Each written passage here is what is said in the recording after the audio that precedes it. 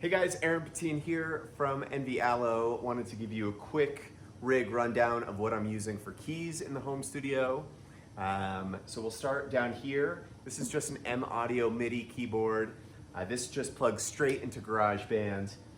I use the onboard sounds in GarageBand. I tweak them a little bit, but for our purposes, I think they sound pretty good. I'll mainly use this for any Wurlitzer, Rhodes, piano sounds. If you hear this in like Crafty, yeah, this is what you're hearing.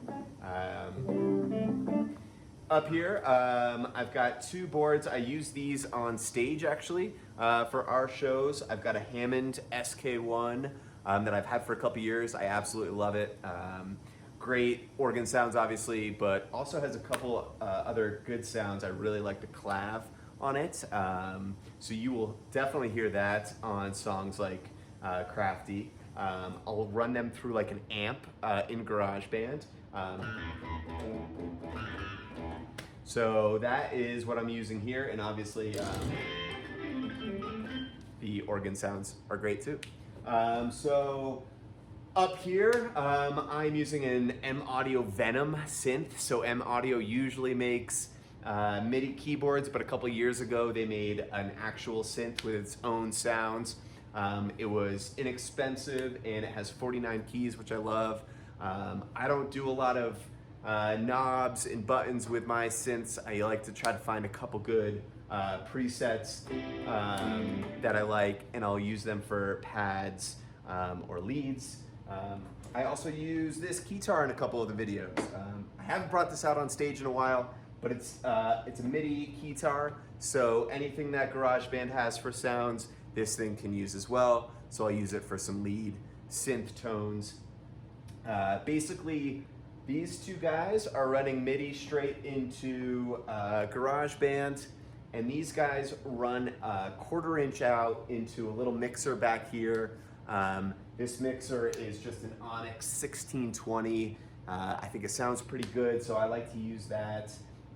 And those, I'll actually bring this a little bit closer.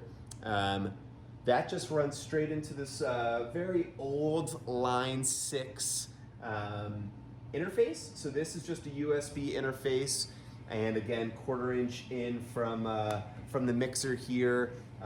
This is nothing fancy. It's actually, I don't even think a couple of the inputs work, but one does, and this is what helps get these two keyboards into GarageBand. So again, using a MIDI keyboard for kind of piano Wurlitzer, I'll use these two boards for clavinet, organ, and then up here synth, and then all this just runs straight into GarageBand, and then that's how I get the keyboard tones that I use for our home Splice tunes. So thanks for tuning in, and we'll be dropping a couple more videos of exactly how we use Splice to create these songs remotely. So stay tuned. Thanks.